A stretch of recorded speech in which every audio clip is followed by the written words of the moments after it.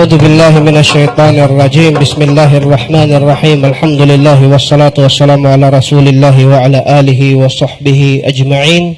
Ang papuri kay Allah subhanahu wa ta'ala, ang siyang tunay at tanging nag-iisang Diyos, at naway ang kanyang pagpapala, kapayapaan ay mapasa ating mahal na propeta Muhammad sallallahu alaihi wasallam. Ako'y sumasaksi na walang ibang Diyos na dapat sambahin maliban si Allah, at ako'y sumasaksi na si Muhammad sallallahu alaihi wasallam ay kanyang propeta at huling sugo.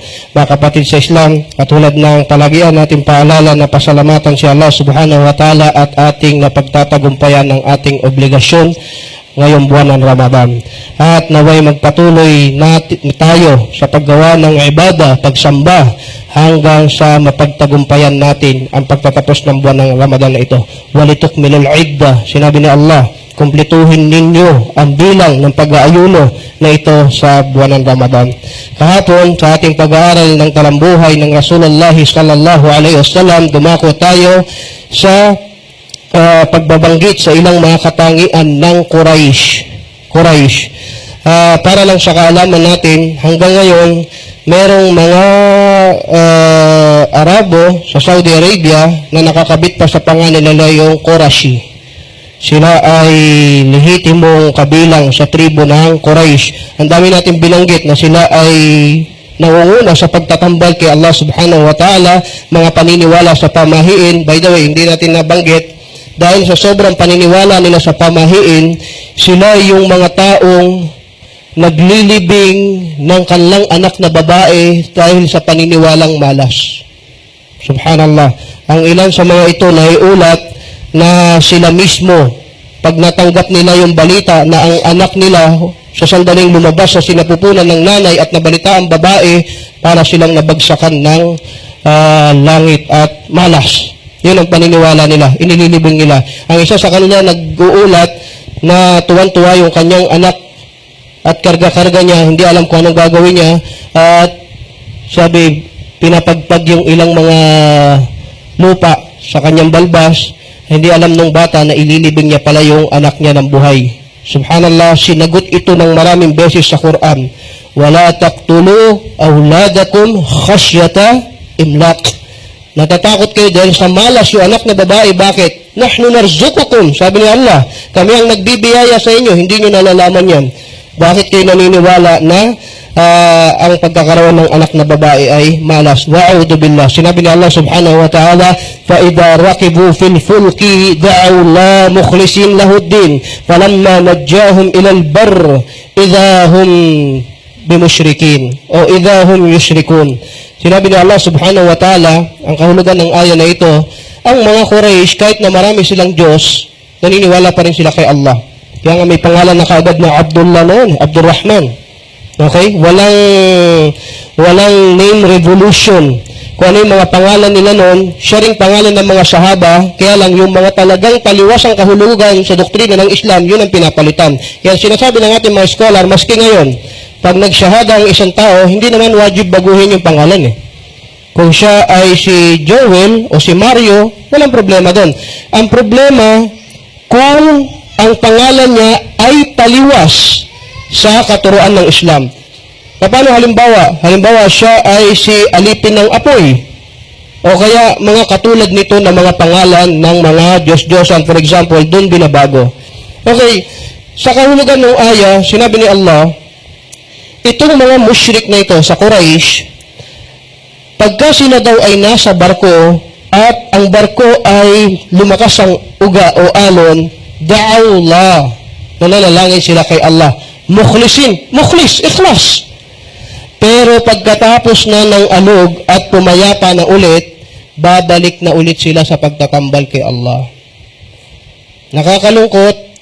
Ngayon, sa panahon ngayon, merong nagiging religious in some point dahil may dumating na pagsubok. Pagkatapos ng pagsubok, kasabay din ng pagbitaw sa pagsamba. Wallahi, pag merong nakakita kang ganito, payuhan mo. Dahil pareho sila ng mga kasanayan ng Quraysh noong unang panahon. Pagka na-hospital o nagkakaroon ng karamdaman, lahat ng asma o wasifat memorize. Ar-Rahman, Ar-Rahim, Al-Aziz, Al-Ghafur. Memorize kabisado. Lahat ng salat at sunnah. Pagkalabas ng ospital at malakas na ulit, wala na ulit sala. Sino kapareho niya? Kuffar o Quraysh. Yung mga kuffar ng Quraysh. Wa'udu billah. At naway makakuha tayo ng aral, kaya tayo nag-aaral ng sira ng Rasulullah sallallahu alaihi wasallam para daanan ang mga aral na ito.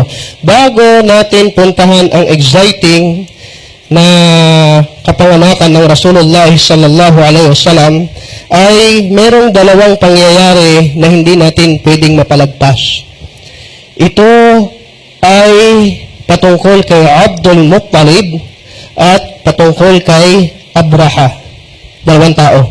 Si Abdul Muttalib, unahin natin to, siya ang lolo ng Rasulullah sallallahu alaihi wasallam at siya ang nagmula sa lahi ni Ismail alayhi salam na galing kay Ibrahim alayhi salam. So sinasabi natin sa ating dawa na Propeta Muhammad sallallahu alayhi wasallam galing sa lineage ng Propeta Abraham alayhi salam. At katotohanan na si Abdul Muttalib ay kabilang doon sa lineage na yon sa Quraysh. Siya ay leader. MashaAllah. Binanggit natin kahapon. Ang Propeta sallallahu alaihi wasallam galing sa pamilya ng mga pinuno. Ang katunayan, siya ay nakatira, yung bahay niya nasa lilim ng Kaaba. Subhanallah. Katabi ng Kaaba, nasa lilim ng Kaaba. At siya ay mayroong trono doon, may firash, may carpet siya doon na walang nakakaupo maliban siya. At naiulat na naglalaro doon kasi inabot niya. Ang Propeta Muhammad sallallahu alaihi wasallam naglalaro doon at yung mga tao pinagbabawalan siya, wag ka dyan. Sasabihin ni Abdul Muttalib, hayaan niyo siya. So siya lang yung bukod tangi na nakakapaglaro sa trono ni Abdul Muttalib. Si Abdul Muttalib ay mayroong 11 anak. Ang ilan sa kanila kilala natin, katulad ni Hamza bin Abdul Muttalib. At ang tatay ng Rasulullah sallallahu alaihi wasallam na si Abdullah at si Abu Talib. Si Safiya bin Abdul Muttalib, yung auntie ng Rasulullah sallallahu alaihi wasallam na marunong pumugot ng ulo nung digmaan ng Khandak. Lahat sila makikilala natin insyaallah. At isang beses si Abdul Muttalib ay natutulog sa Hijr. Yung Hijr, madalas ba kayo tumingin sa larawan ng Kaaba? Of course.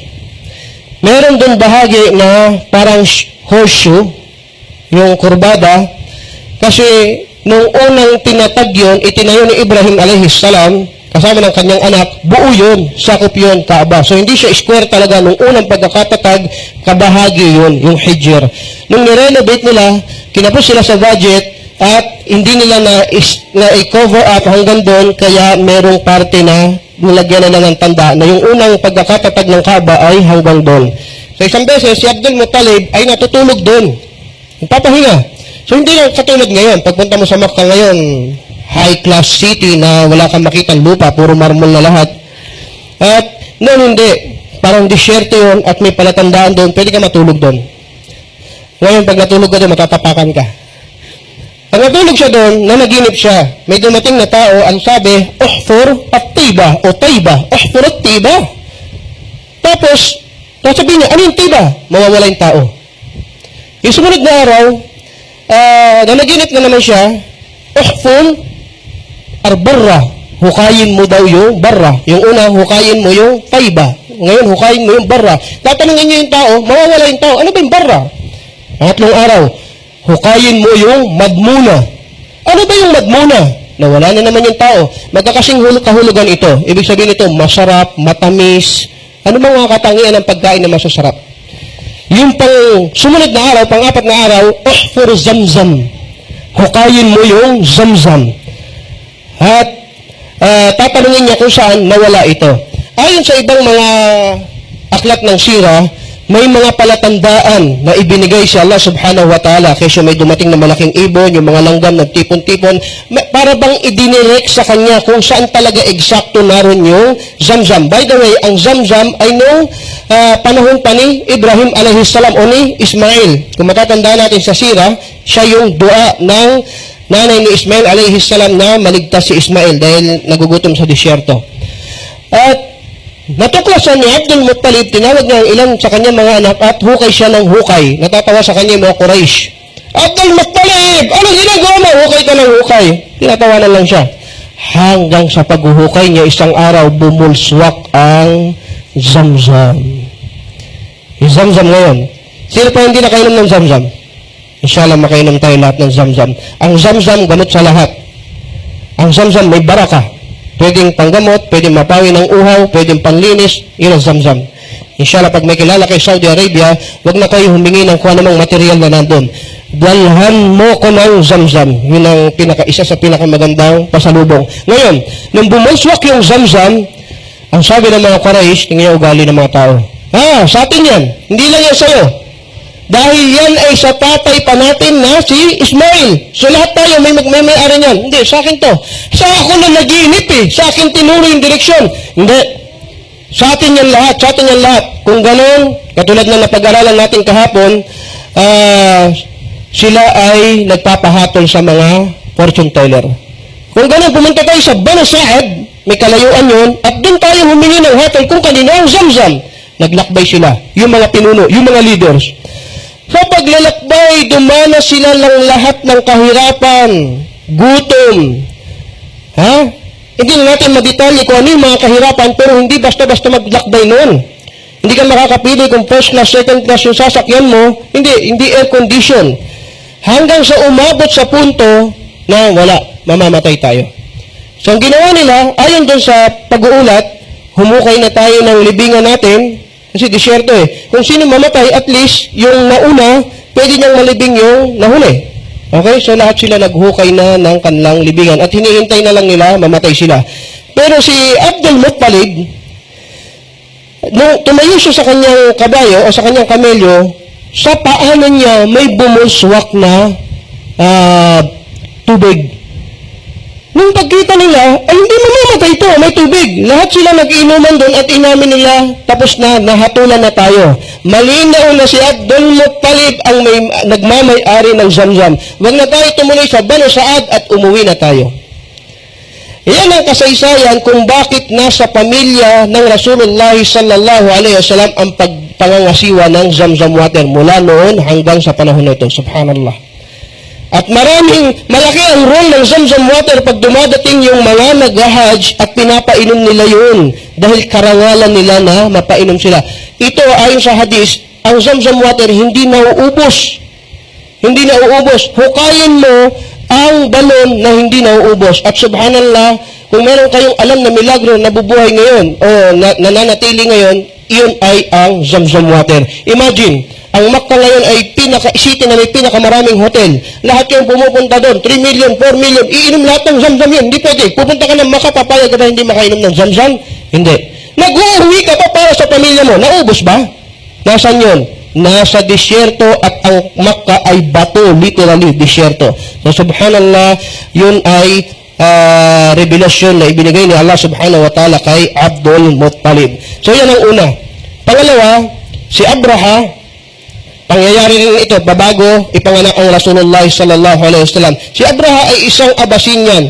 Africa to, no? So, maitim, na naging hari ng Yemen. Okay? Christian siya. Christian. And then, gusto niya, sa simbahan niya, sa Yemen, maging sentro ng pagsamba sa Arabia. Maging sentro ng pagsamba sa Arabia. At gusto niya imbitahan yung mga tao doon, hanggang sa may nakausap siya, hindi mo magagawang sentro to. Bakit? Ang sentro ay yung Kaaba sa Makkah. Kung gusto mo doon, kausapin mo yung mga tao na diyan maging sentro. Bakit? Pag naging sentro ka nung panahon na yun, malaking pera, di ba? Business. Sipin mo, may sentro ka. Sipin mo, sa'yo yung monumento, sa'yo yung Makati, pumupunta yung tao doon. Gusto niya maging sentro ng kalakalan, pati pagsamba ng tao, yung Yemen. Hanggang sa nagdesisyon siya, kung gano'n, sisirain ko yung Kaaba.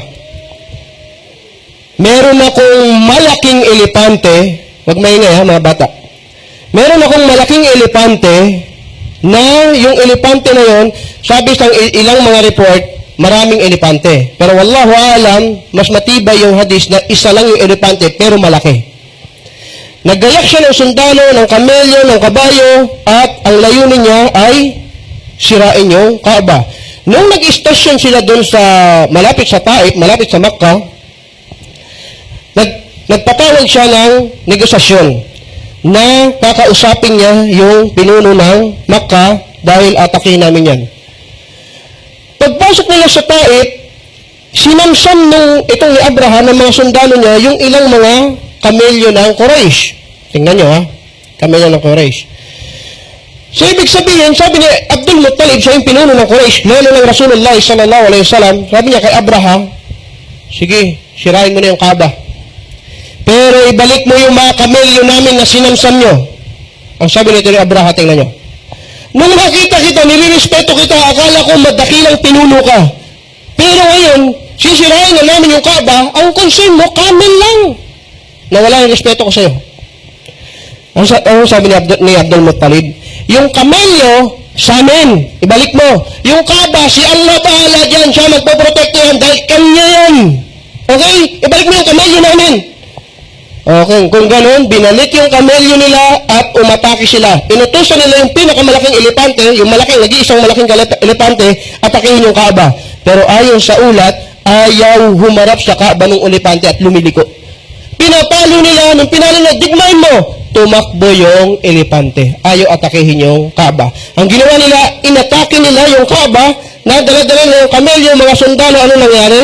Alam tara kayfa fa'ala rabbuka bi ashabil fil. Subhanallah, nagpadala si Allah subhanahu wa ta'ala ng mga tayran ababil. Ibon! Alam niyo kung anong dala ng ibon? Bato, pebbles. Maliit, gatuldok na bato. Hinagis sa mga taong yon, bawat isang tamaan ng maliit na bato, nangangamatay. Hindi ba si Allah subhanahu wa ta'ala magpoprotekta ng Kaaba? Subhanallah, subhanallah. Inalagaan ni Allah subhanahu wa ta'ala. Kaya aral ito, noon hanggang ngayon. Subukan niyong mga tao, sirain ang bahay ni Allah at si Allah mismo ang magpoprotekta dyan. So malaking aral ito sa atin at naway kuhaan natin ito ng malaking aral. Palagi, tingnan nyo, no? Kung may kayamanan ka, minsan, may mga tao nakukontento na rin eh. Hindi naman lahat ng tao hindi nakukontento. Pero, halimbawa, pagkalooban ka ni Allah subhanahu wa ta'ala, pangarap mo. Lesson lang, tingnan natin. Ya Allah, gusto ko ng bahay, may 2 kwarto sa anak ko, tapos may garahe, tapos may manukan ako sa likod. Okay na yan.